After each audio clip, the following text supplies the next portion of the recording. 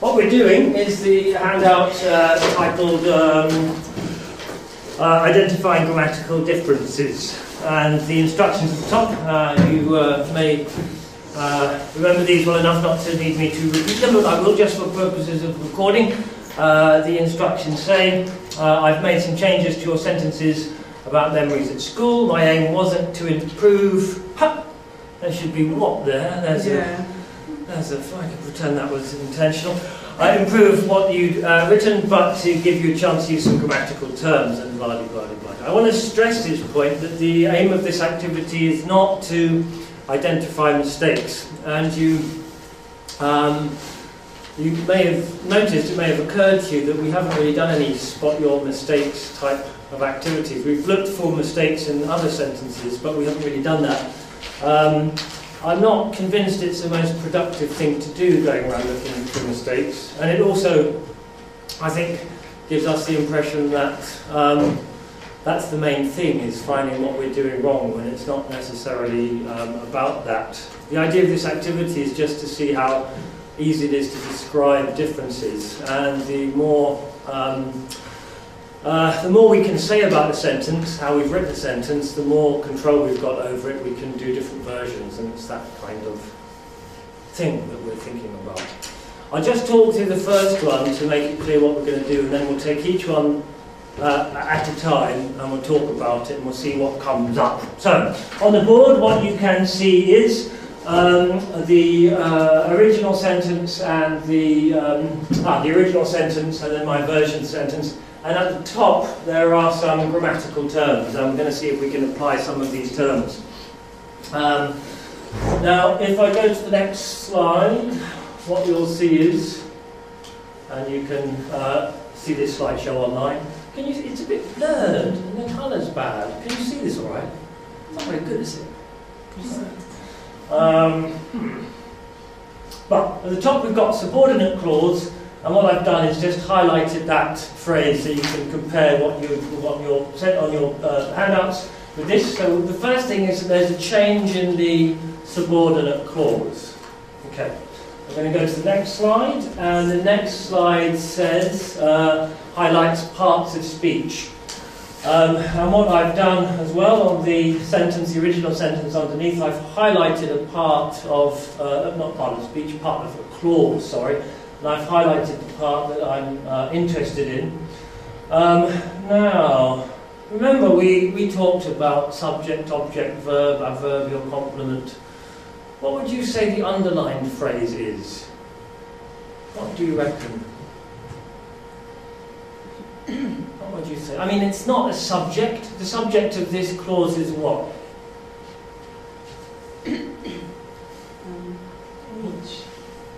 Not the, I mean the grammatical subject, not what the sentence is about, not the subject matter, but the grammatical subject. I. Good.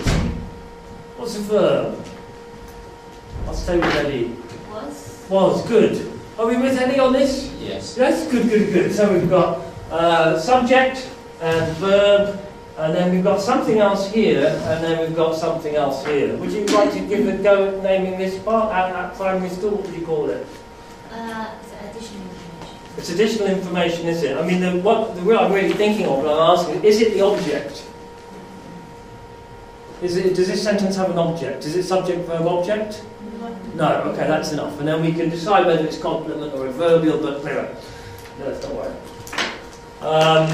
Now, that's the thing, so I've got this highlighted, underlined at primary school, and in my version of the sentence I've taken that part of the clause out. That's all, just to describe the difference. What's the difference? And then the last one is pronoun. That's the last term on the top of the handout, pronoun. And you can see, well, what is the pronoun on the example? What's the pronoun? He. We talked about this a little bit last week. Do you remember why have I taken the pronoun? Why have I changed that with the pronoun? To the pronoun. Why have I substituted the pronoun for the phrase? The class bully. Repetition. Okay. So, now this is the idea.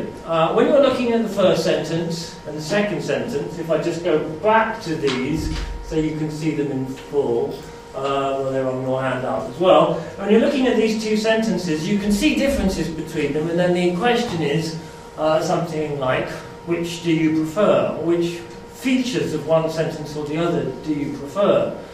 In some cases, in one or two cases in these sentences, I've made changes because of something that I think we can call a mistake.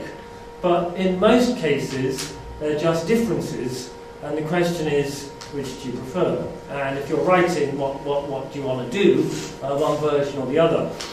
In order to get more control, as I said, of the way we're writing and thinking about what we've written, it's very useful to have these grammatical terms. But what I want you to do when you're looking at the next sentence, before you look at the grammatical terms, just see what the differences are in the sentence. See if you can just, with a partner, point them out, and then see whether you can incorporate the grammatical terms to describe the differences. And then we can talk, if we want to, about why the change has been made and so on. Okay, so if you go on to number 2, have a go. Good luck.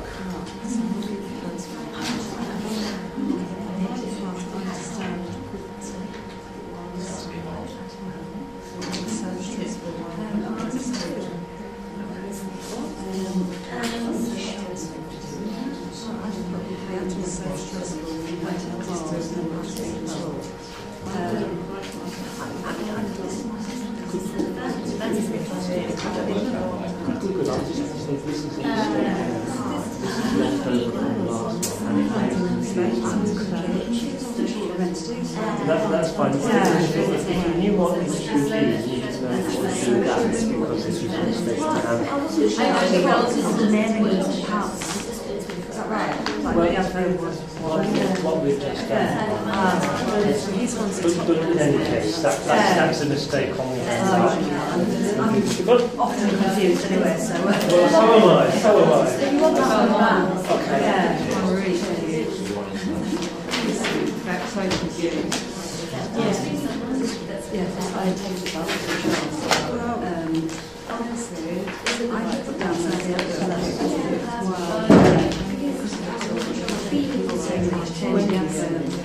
Oh, B, relative B. Yeah, so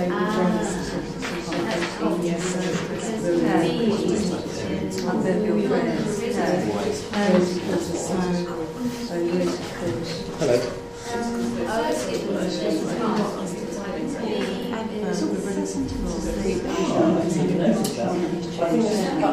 yeah, no, there's a line on that. Sorry,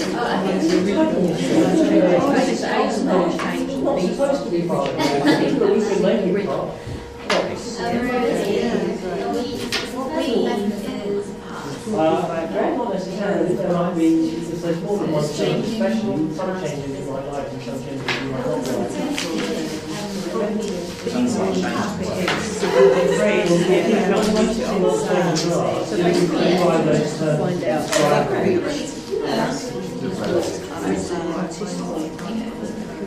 Straight away, so essentially there were words or describes what's been changed. It's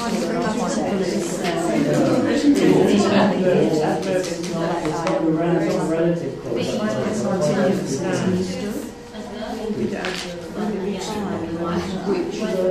so that's the kind of be fine. It's the one before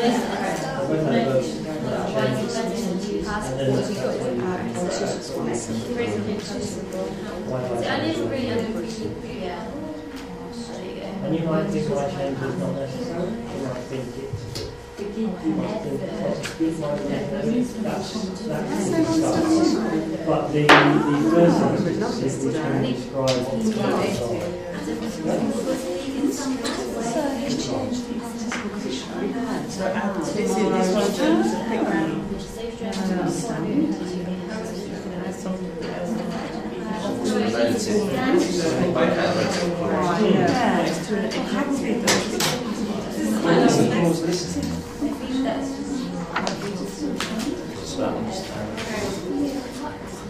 Exchange the relative clause.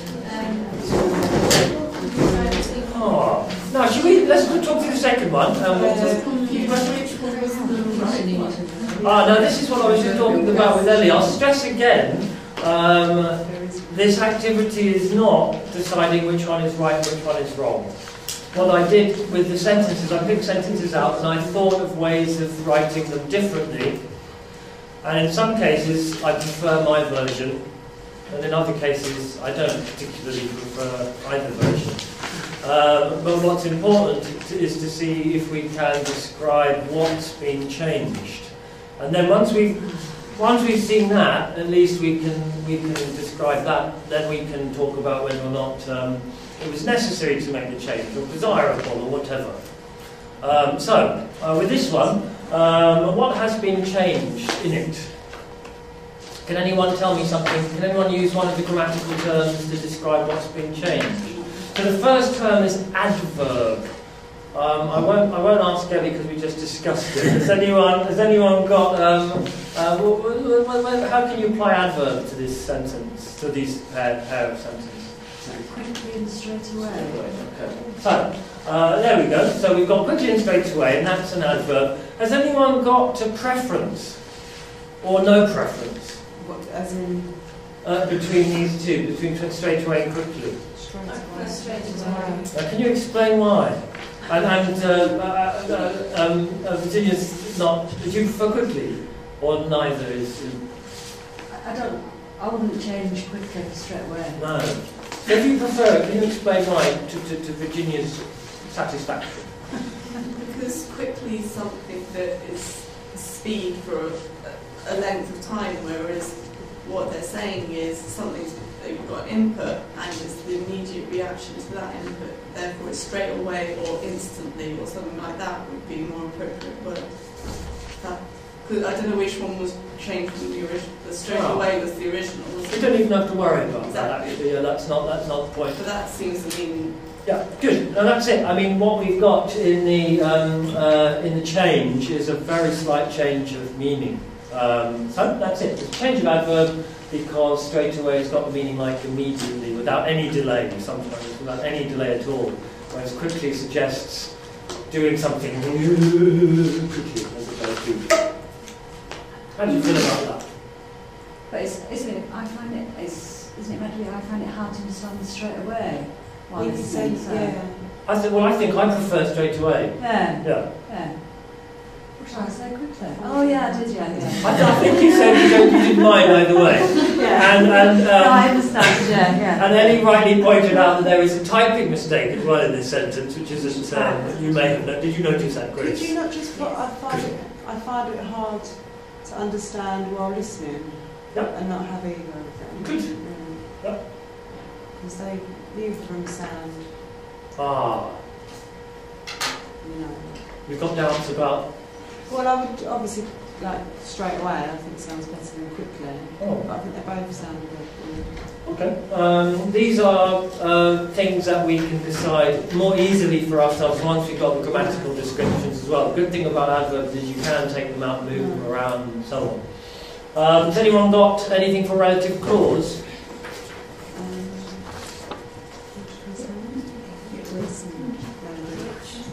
Which? Yep. Grace, would you like to say which?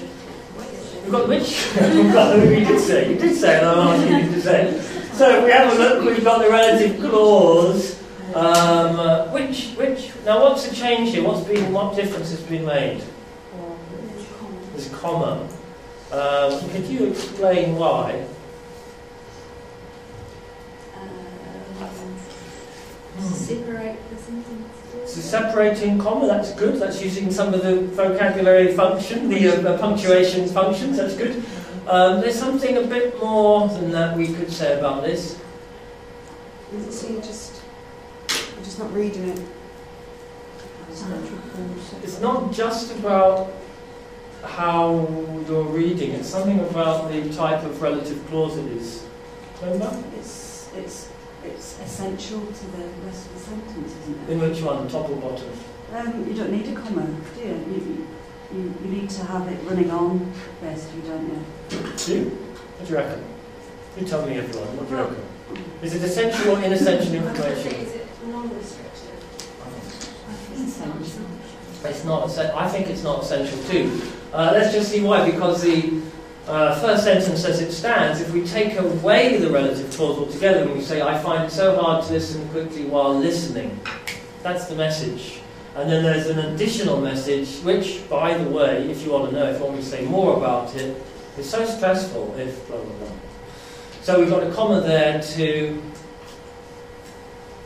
in the reading, it does help to show you where to pause. So that is an issue, and it is, as Grace said, separating comma, but there's also something about the relative, the restrictive and non-restrictive issue.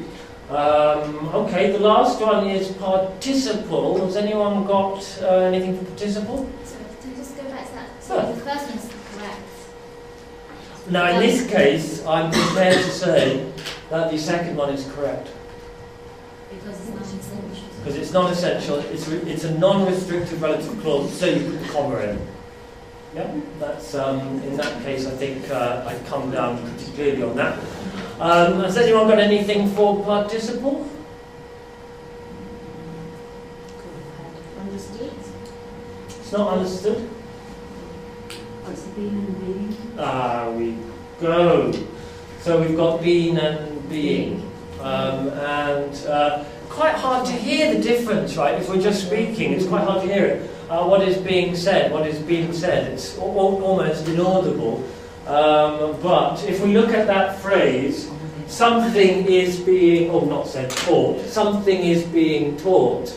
Does anyone remember the name of the tense for that? What tense is?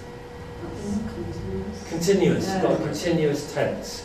And if you remember, the continuous tenses are made with the present participle for that. But just to identify it as a participle, it gives you, remember, we talked about looking in grammar books, it gives you something to look up and investigate, just being able to use that term. And again, with this one, is this optional here? Which one? Is there a preference between the first and second? Between upper and lower? We'd have to put what has been taught. Oh, good, yeah, you could do that, yeah, you could have what has been taught, yeah, that, you could change that to make that, to keep the past participle there, but as it stands, we need this version of it, so there's unfortunately no negotiation on this one.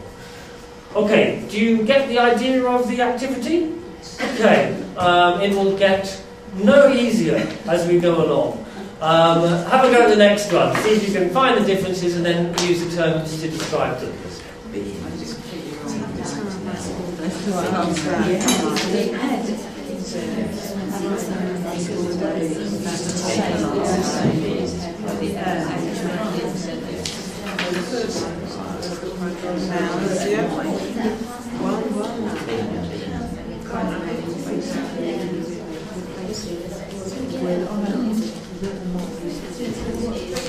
Yeah. Yeah, I got that one.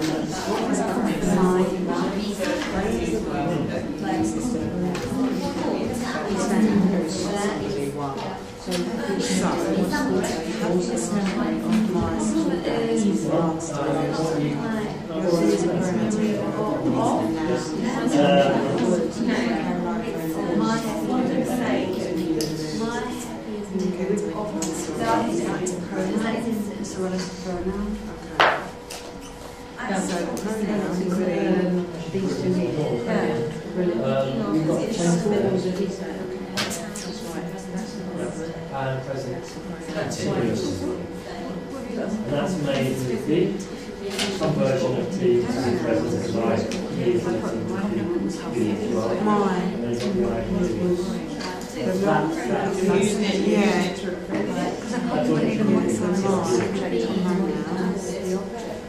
but what we've also got is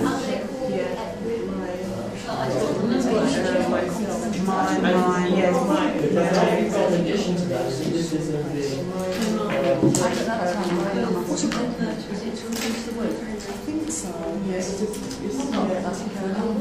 It's a what?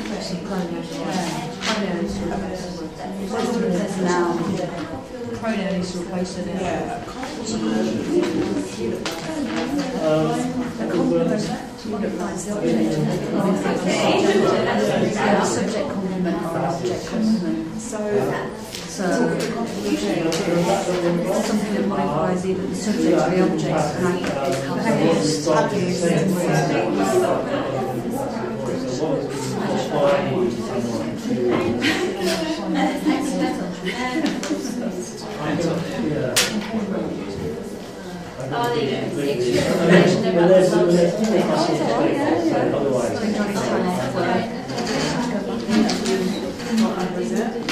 So like differentiation.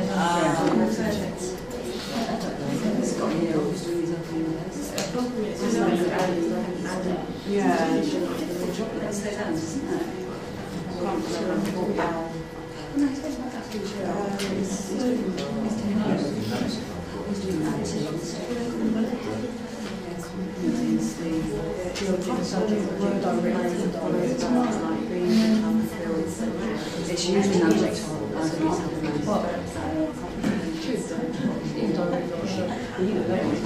That's any information. Yeah.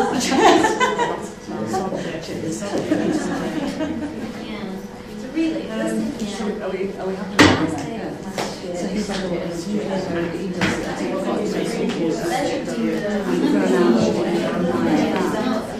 just saying a compliment is either modified the subject or the object. That's right. Yeah. So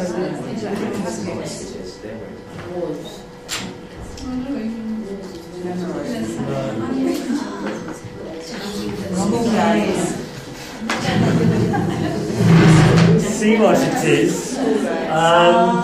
Okay, let's have a look at this one then. We talked about this last week, and I think you were understandably sceptical about the change I made, and I suggested that you ask some people what they think. I don't know if you remember to do this, or maybe just escape your memories. But let's see, what's a complement? What's different, first of all? If we can do it without the grammar terms, what's different? What's been changed? So we've got that of there, look, we've got this here. So that's what we're trying to work out, whether this is actually just a different way of writing it, or whether we've got any preference or not, any grammatical difference. Okay, complement. What's the complement of the sentence? The last day. And in the second sentence? Or were you talking about the second sentence? Yeah, I thought both.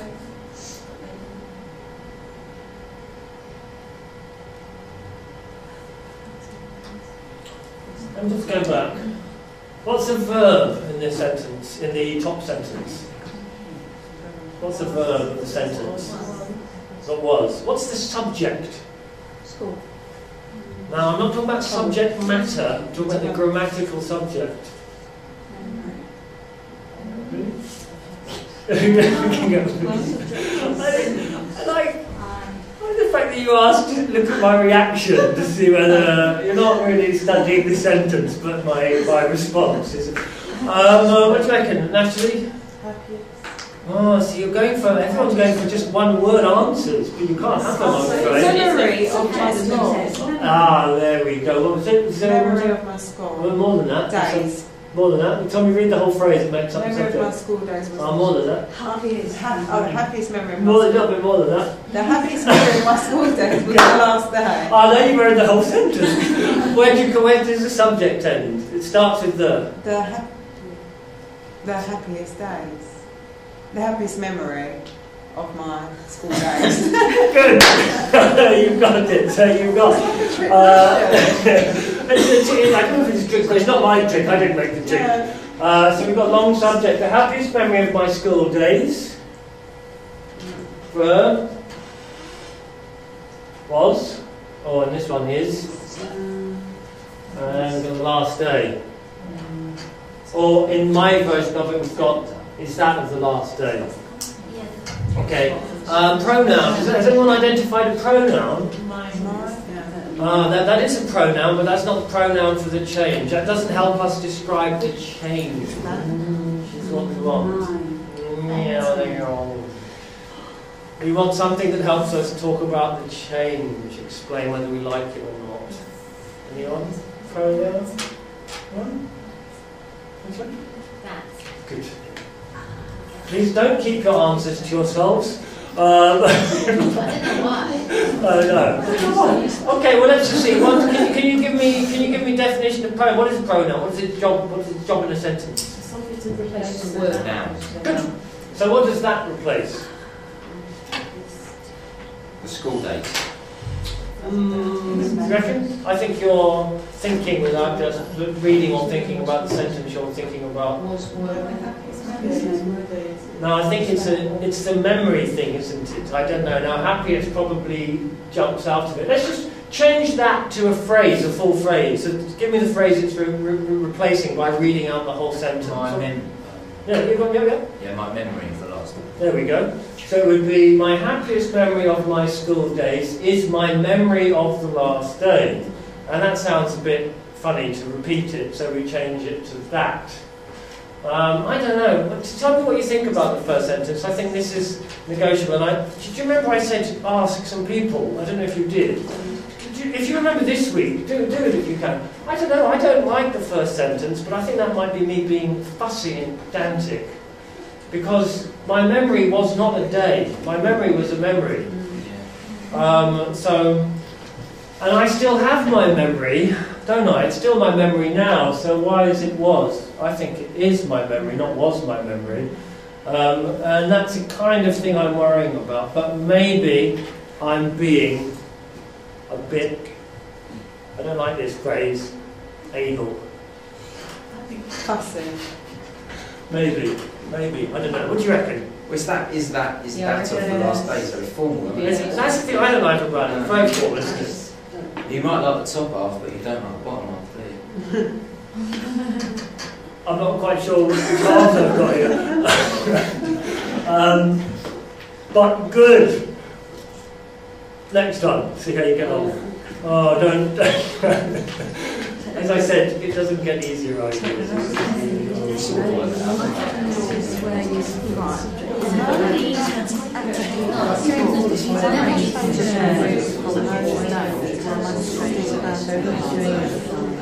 with one of my dean friends, Mark, the